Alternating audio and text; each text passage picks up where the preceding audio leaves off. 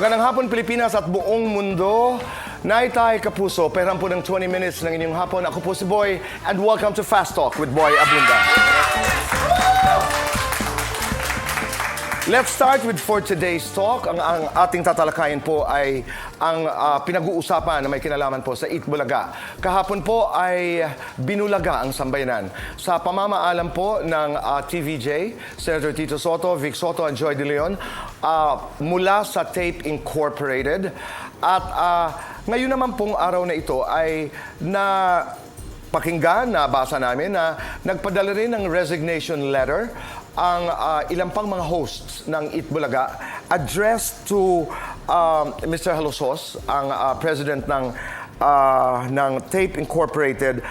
May mga lumabas na mga litrato at resignation letter ng iba pang hosts ng Itbulaga. I'm just reading what we got. We're trying to verify this.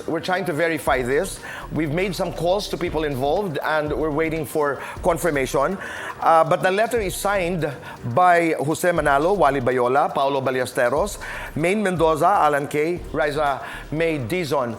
Ang nabasa ho namin ay sila ay nagbitiw at nagre-resign mula po sa Tape Incorporated. And Ryan Agoncillo is also there. Okay. So yun po ang pinaka-latest, bago pong balitang ito.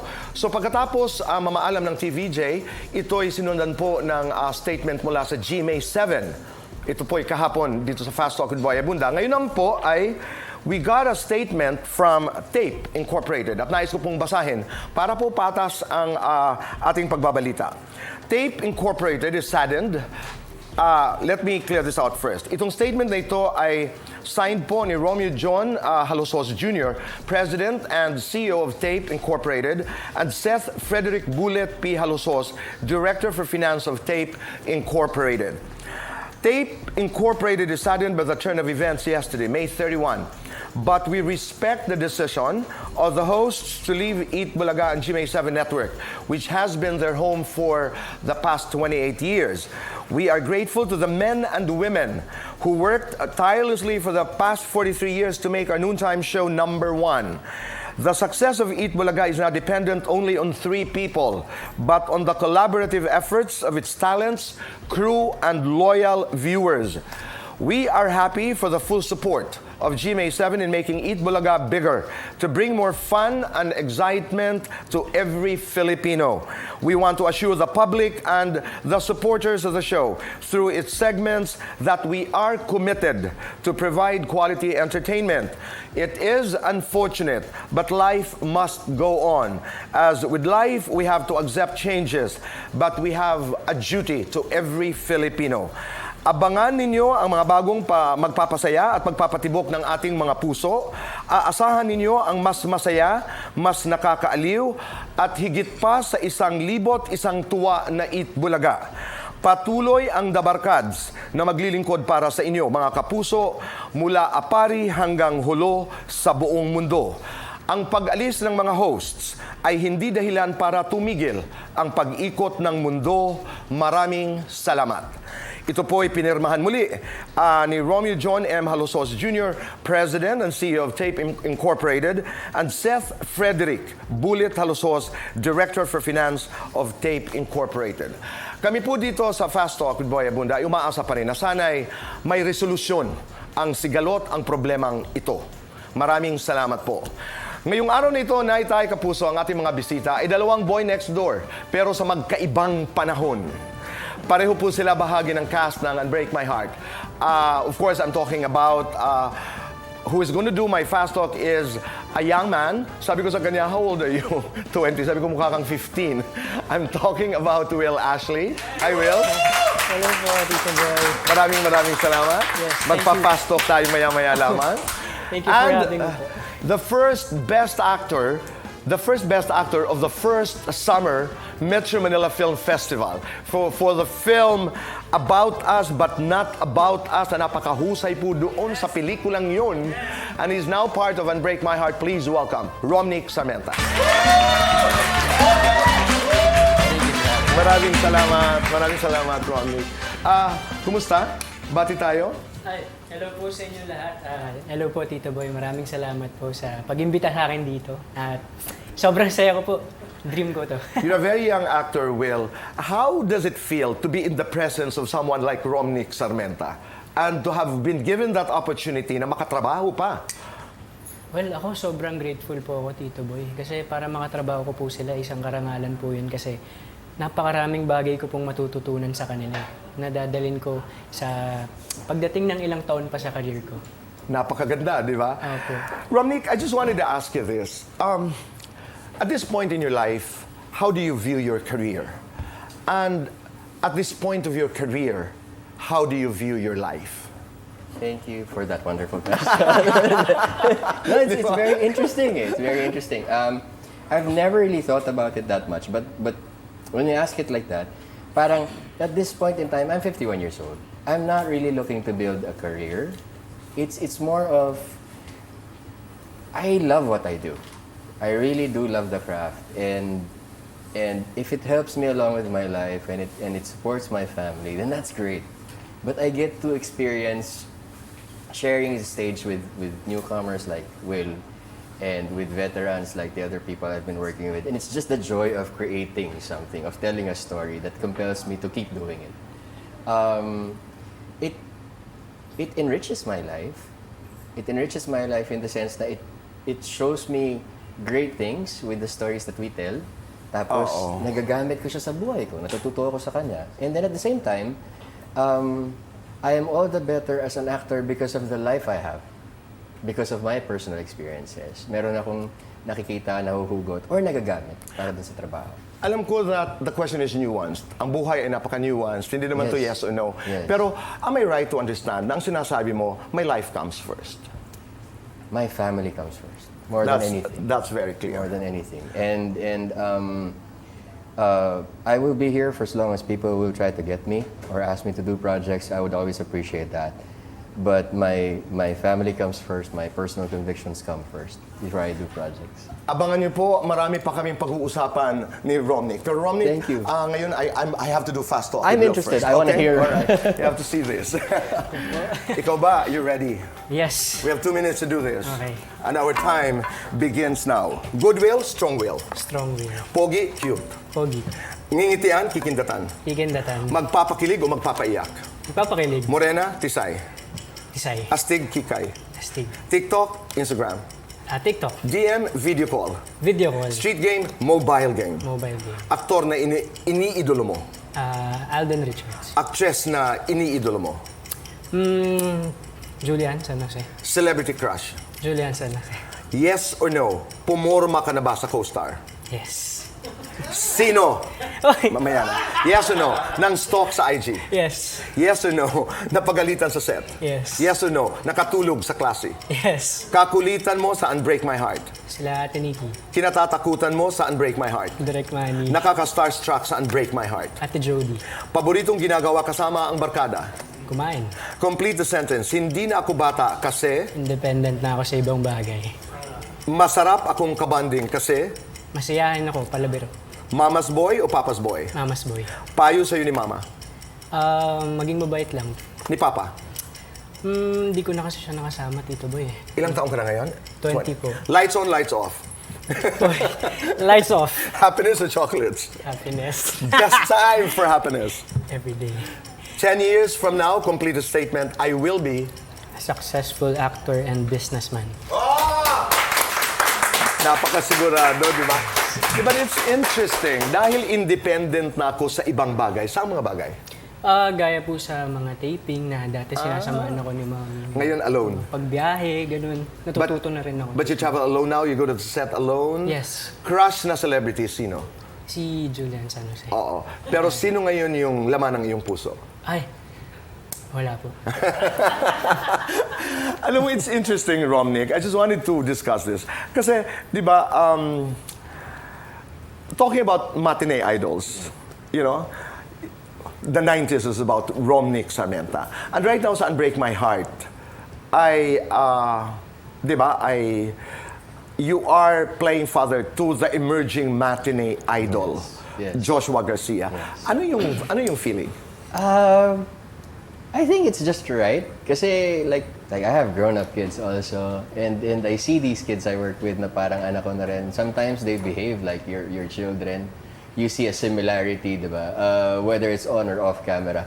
Parang minsan maglalambing yung mga yan, or minsan mangungulit. And I just find it refreshing that I'm a father to these guys.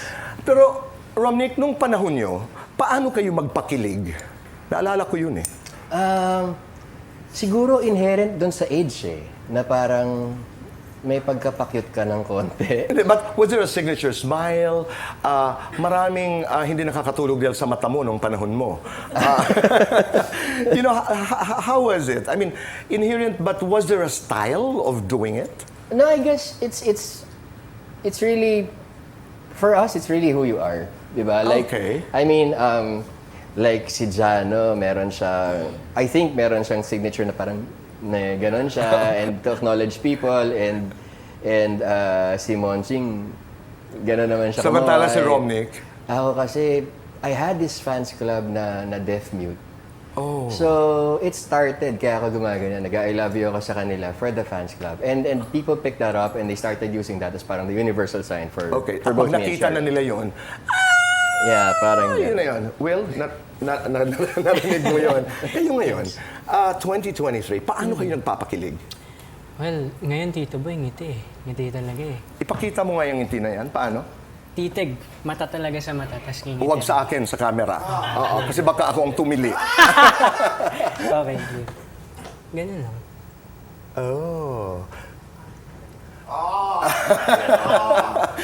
Let's talk about love teams. Para sa'yo, Will, in this generation, gaano kahalaga yung love teams para sumikat ang isang artista? Well, for me, Tito Boy, ako kasi naniniwala ako na hindi siya yung parang big help for your pagsikat mo eh. So hindi ka naniniwala? Oo. Kasi nag-love team ako before, but na-realize ko na iba pa rin po pag solo ka. I mean, pwede mo magawa yung mga bagay na gusto mo, iba't ibang characters, ganon. Kumbaga, makapag-explore ka ng napakaraming bagay. I hear you and I respect that. Do you believe, during your time, kasi di ba, love teams are love teams? I am glad that he has that perspective kasi I think Interesting, a lot of people, no? Yeah, a lot of people should also think that way. Pero statistically speaking, kasi ang nagagawa rin ng love team is that it pulls both followers eh. So nadodouble kagad yung following mo in a sense. And if you're effective together, they start relating to you so much na feel nila either sila yung isang tao dun sa relationship or parang miyembro ka ng pamilya nila that they don't ever want to see part ways. Ang danger lang doon is that when you finally do, someone suffers. No, saka, Romnick, the issue of power. Kasi ako, diehard ako ni Ate Guy. Yes. Halimbawa, at ang daming mga diehards noon sa inyo, Totoo, ni totoo. Cheryl. It's an issue of power because gusto ko alam lahat ang nangyayari sa inyo. Gusto ko, alam ko ang mga desisyon nyo. There's that. Bakit pumunta ka doon? Bakit kasama mo si ganito? You have that, no? So, what about the pressure in the context of love teams during your time? Actually, I was a bit vocal even then. Parang I was known to say to fans na parang you can't ask us all these things because we have personal lives, you know? And your fans understood? Most of them did, but a lot of them did not. Correct. Swerte ka. Ako hindi ko naiintindihan yon. Pag halimbawa may ibang kasama si Ate Guy, sa pelikula man o sa mga pictorials, Correct. hindi ko tanggap yon. And I understand na nagiging seloso yung mga fans. But I was also trying to explain kung talagang, kunwari, like some of my fans would say, bakit si Cheryl may ganitong pelikula, bakit ganito? And then I At tell bakit them, wala ka? Oo, and then I tell them, alam nyo, kailangan namin parehong mag-mature, mag-grow as people, as actors. Hindi pwedeng kami lang magka-eksena palagi. So if you really want to support her in the film. If you really want to support me in the film. If you're supporting us dahil feeling nyo na-feed yung fantasy nyo na kami na forever, take a break. I don't know if this is politically correct, but when you were in that intense love team, were you pressured to fall in love with each other? I don't think there's a real pressure, but I think there's a fondness that grows because you're together every day. You're all that you see every day. And whether you like it or not, at that age especially, we were teenagers, parang you tend to open up to each other every day. And so you build that trust. And you fell for each other. And you fall for each other. Ganun That's lang. right. Oo. But how was your separation with Cheryl? We were very young. I mean... You were very young, but was it difficult? Because it can be. It kinda was. It kinda was. It's di ba? all pressure from work, family. Lahat ng tao na nakapaligid. Lahat ng tao na nakapaligid sa'yo, circumstance, and you know, when you're young, you're very jealous. You are very jealous. When you're young, you're very jealous. You're insecure about yourself. You're insecure about your position in anyone's life. But ikaw as a person, as a young man during that time, inisip mo rin na, I think she is the one. She is the one I'm going to live with for the rest of my life. I mean, dumaan din yon in your young mind. I'm a hopeless romantic. You I are. think at any point in time, kung sino man yung karelasyon ko, gusto ko doon na matapos. Okay. Yeah, I so get just to that. be not to say naman na parang hindi. That's just really how I No, am. I believe you. Diba? Will, bakit namin dapat panoorin ang Unbreak My Heart? Sabihin mo na. Well, dapat abangan ng mga viewers po natin ng Unbreak My Heart kasi maraming taong makaka-relate dito. Kasi ito yung storya ng puno ng pagmamahal eh. Hindi lang sa dalawang tao, kundi sa pamilya. Kaya dapat niyong panoorin to kasi maraming pasabog ang mga mangyayari sa Unbreak My Heart. Romnick, why should we watch Unbreak My Heart? I think you should give yourself the opportunity to see the collaboration of two giants. You have GMA and ABS working on this together. You have a mix of talents, and ang kagandahan lang nito, the creative process is highly what do you say, fluid. Ano siya? It's cooperative, it's fluid. Everyone's putting their best effort. Tapos katulad ng sinabi ni Will, it has a beautiful story. Ang ganda ng visuals. Okay. But more than that, it's the telling of the story that's really good. Suportahan po natin ang Unbreak My Heart. Romnick, I just wanted to discuss a couple of things with you. Number one, the magic of being a second choice. Nabalitaan ko yung About Us, but not About Us. You were not a first choice, but you won Best Actor. Dito sa Unbreak My Heart, that role was supposed to be Gardo Versosa, and then you took on the role. Let's talk about that a bit. Pangalawa, I'm interested to find out yung co-parenting style ninyo, ni Harleen. How do you guys manage that? And what a pleasant surprise to discover na ikaw'y nagtuturo. I was really happy when I learned about it sa Trinity University of Asia. At meron bang mga nai-in-love sa yung mga estudyante? Ang mga kasagutan sa pagbabalik po ng Fast Talk with Boy Abunda.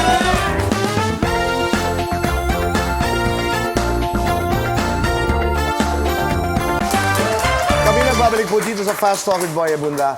Naitay Kapuso, the resignation letter I spoke about earlier, yung isinubmit, ibinigay sa Tape Incorporated, has been verified. Sabi ng Tape Inc. ay totoo daw po ang resignation letter na ating pinag-usapan. Maraming salamat, Tape.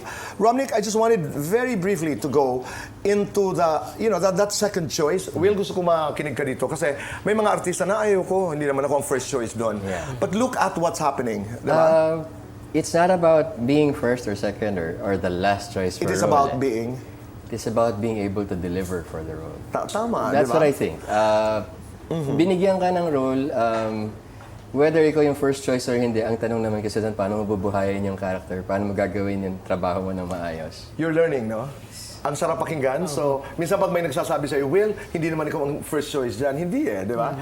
It's your capacity to be able to do it. Are you and Harleen friends? I'd like to think so. Yeah. What does it mean? I'm sorry. No, I'd like to think so. During the past number of years din Yung kasi, co-parenting, kasi you guys meet, no? I would imagine. we rarely meet face-to-face unless may event yung mga anak namin like dance recital, ganyan. Then So, we see each paano other. kayo nagko-co-parent? I mean, may panahon ka? I mean, the kids go to you? Paano yun? I get to borrow the kids naman. Sometimes it's my fault because of my schedules. Hindi ko mahanapan ng good enough break or number of days para makuha ko sila. And I don't want to have them overnight. Kasi parang for me, ang laking pagod na nasusunduin mo yung bata. They settle for the evening, tapos ihatid mo the next day. So I'd like longer time with them. Romnick, ganito na lang. I just wanna learn something. In a relationship na hindi nag-work, halimbawa, and let's be very specific, your relationship with Harleen. When you look back in retrospect, how much did you fight hard enough to save it? That's always subjective for me. Kasi sabi mo kasi you're hopeless romantic. So, Yeah. I'm taking it from there. So, in a relationship, ipinaglaban mo ng husto. You can look back and you can say, I did my all. I'd like to say so. But like I've always told people when they ask, no, what's your side of the story or what's the truth? I'm like, there's always three sides to the truth. That's true. Diba? That's the entire truth from her perspective and the way she understands it, which I totally respect. It might be different from the entire truth of how I perceive it and understand it. But beyond that, there's the truth that, I'm sorry, I'm not going, but I do believe in God. Right. And God sees the entirety of everything, your motives, your feelings, your emotions, your everything, your And intent. that's for another conversation. That's Diba? really interesting. Yeah. But I totally get your point. Bilang guro, may na-in-love ng estudyante sa'yo? What's funny is that most of my students say, Sir, pwede ba ako magpa-selfie kasi crush ka ng nanay ko? so mas feeling ko na safe ako dahil yung nanay nila may crush sa akin. Okay. Ako babalik ka. Ikaw ba na-in-love ka na sa teacher? No, hindi po po. Ito naman, parang no. Hindi, nagulat lang. Well, nagtatanong lang. Pero ito ang gusto kong puntahan because 2023 and the 90s are very different generations. Romnick, tayo ng konti. Ito naman para lang magising si nanay, tatay at kapuso. Paano ang sayaw nyo nun? Holy smokes! No, but there was a move that was distinct in the 90s, di ba? Puro pakit kasi kami. Ano ba? Call you on the telephone. Yung mga gano'n, di ba? Tsaka yung siguro, ang pinaka-ano na sa amin, ang usong-uso sa amin, yung strut nung araw, yung ganyan. Di ba? Galing-galing mo. Wednesday group, that's independent. Ngayon, paano kayo sumayaw? Pa-hip-hop, Tito Boy. Pa-ganun yun. Paano? Ayun, Medyo hindi ko na kaya yun. Oo, pagka nababali-bali tuhod, di na pwede sa akin. Ano yung Pabali ng tuhod. Ayan, pwede ako dyan. Oo. Maraming salamat, Will. Thank you po, Tito Boy. Romnick, salamat. It was a Maraming pleasure. salamat. Thank you. At least we were able to get to dance together. Yeah! Maraming salamat. Supportahan po natin ang Unbreak My Heart. Tay, Kapuso, maraming salamat po sa inyong pagpapatuloy sa amin, sa inyong mga tahanan at mga puso. I always say, stay kind. Make your nanay and tatay proud. Hashtag say thank you.